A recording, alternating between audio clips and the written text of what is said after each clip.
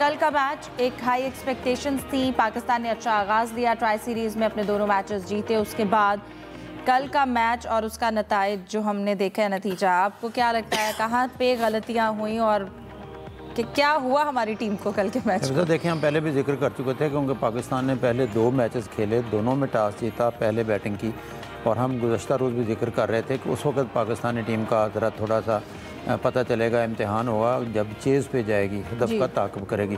तो कल राशिद खान ने टॉस जीता, पहले बैटिंग की और फिर ये हुआ कि उनकी 1 विकेट जल्द गिर गई। लेकिन इसमें क्रेडिट बहुत ज़्यादा जाता है उनके सदीकुल्लाह अतल को, जो इमर्जिंग एशिया कप के बेस्ट प्लेयर थे, और उनका साथ दिया इब्राहिम ज़दरान ने। और उन्होंने बहुत ही समझदारी के साथ, बल्कि मैं तो समझता हूँ कि जब वो बहुत ही स्लो खेल रहे थे और पावर प्ले में उनके सिर्फ 34 रन थे, 1 विकेट थी, वो विकेट ज़ाया नहीं करना चाहते थे। वो तो उस वक्त हमें बाबर आजम और मोहम्मद रिजवान की भी बड़ी याद आई, जो उन पर तनकीद होती थी कि स्लो खेलते हैं। वो बहुत ही संभल कर खेले, अपनी विकेट को उन्होंने बढ़ाया, ऐसा ऐसा स्कोर किया, 122 या 23 तक वो गए, 14-15 ओवर तक उनका कोई भी आउट नहीं था।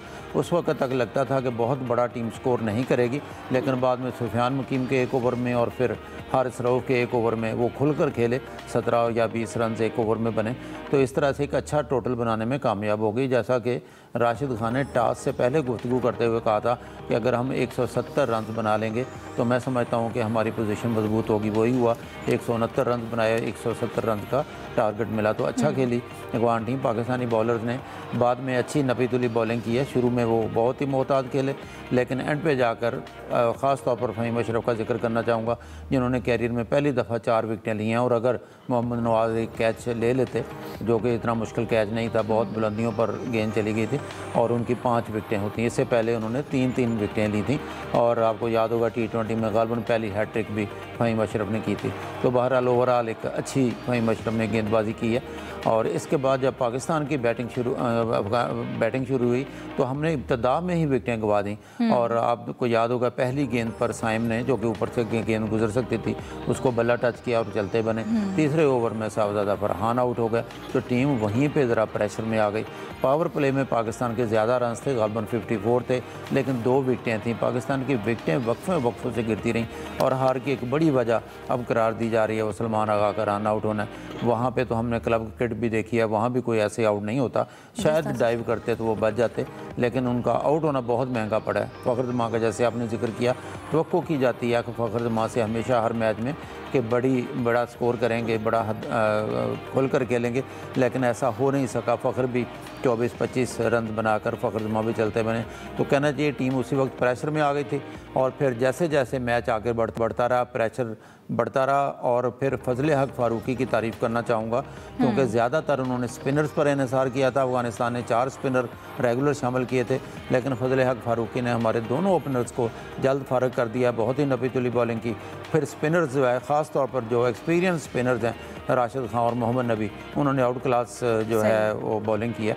और पाकिस्तान जो अगर हारिस रऊफ के आखिरी जो है चौके छक्के निकाल दिए जाएंगे, उनका बल्ला खूब घूमा, तो शायद इससे बड़े मार्जिन से पाकिस्तानी टीम हार जाती। तो बहुत सी वजूहत हैं, और पाकिस्तान की फ़ाइनल से पहले ये हार जो है, काफ़ी कुछ मैनेजमेंट को और कप्तान सोचने समझने का वक्त भी मिल गया। सलीम साहब, आप क्या समझते हैं कल के मैच में टर्निंग पॉइंट कौन सा था पाकिस्तान के लिए? कल पाकिस्तान ने शुरू में तो एक तो बॉलिंग भी अच्छी नहीं की, और हम आखिर के ओवर से कहते हैं, कल तो बिल्कुल शुरू से ही खराब बॉलिंग रही पाकिस्तान।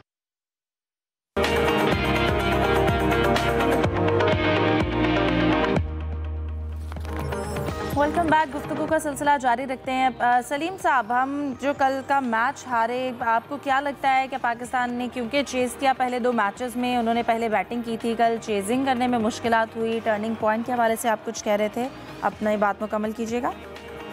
जी बिल्कुल, बात यही है कि चेस करने में हमारी टीम को मसाइल हैं, और अभी यही लग रहा था कि 160 प्लस अगर हुआ तो फंस जाएगा मैच, और फिर ऐसे ही हुआ। फिर हम लोगों ने एक चीज़ और नोट की है कि टॉप ऑर्डर में थोड़ा थोड़ा कंट्रीब्यूशन है। साहबजादा फरहान जो है, अगर हम उनकी परफॉर्मेंस देखें तो 150 करते हैं, फिर 2-3 मैचों में वो फिर कुछ नहीं कर पाते। साइम अयूब का भी ऐसा ही है कि उनकी 1-2 बड़ी इनिंग है, फिर मुसलसल नाकाम होते हैं। फ़खर 10-12 इनिंग हो चुकी है, कोई 50 उन्होंने नहीं बनाई। तो मतलब थोड़ा थोड़ा कंट्रीब्यूट ये कर रहे होते हैं, तो कभी कभार जैसे हसन नवाज कर जाते थे स्कोर, या एक में साइम नहीं किया तो स्कोर बन जाता था। लेकिन अब जब मिडिल ऑर्डर हमारी एक्सपोज हुई, जब मौका आया तो पता लग गया हमें। अब इससे बड़ी शर्म की बात क्या होगी कि जो नंबर 10 हमारे हारिस थे वो पाकिस्तान के टॉप स्कोरर रहे और आखिरी विकेट के लिए 40 रन की पार्टनरशिप बनाई हम लोगों ने, और ये रिकॉर्ड बनाए बल्कि कि नंबर 10 का पाकिस्तानी बैटर का। और हारिस को काम करना चाहिए था बॉलिंग में, लेकिन बैटिंग में वो परफॉर्म कर रहे हैं। फिर फील्डिंग पाकिस्तान की बहुत खराब रही। आपने देखा होगा कि ओवर थ्रो के 5 रन दिए, कैच भी ड्रॉप किया था। इसके अलावा ग्राउंड फील्डिंग भी इतनी अच्छी नहीं थी। बैटिंग में की तो हमने जिक्र किया। बॉलिंग आप देखें, 16वें ओवर में हमें दूसरी विकेट मिली थी। इतना डोमिनेट कर रहा था अफगानिस्तान। बाद में भी जो विकेटें उनकी गिरी, उमार धाड़ के चक्कर में गिरी। नो डाउट फहीम ने अच्छी बॉलिंग की और उन्होंने 4 विकेटें ली हैं। और जो उन्होंने 60 T20 मैचेस खेले, 8 साल हो गए उनको, पहली बार उन्होंने कैरियर में विकेटें ली हैं 4। उससे पहले 3 मुख्तलिफ मैचों में उन्होंने 3 विकेटें ली थी। बहुत डिफेंसिव क्रिकेट खेलते हुए नजर आए। ऐसे ही था ना, बिल्कुल ऐसे ही था कि खेल ही नहीं पा रहे थे। और देखें विकेटें गिरी जा रही थी और ऐसा कोई पार्टनरशिप नहीं बन रही थी, आउट हुए जा रहे थे।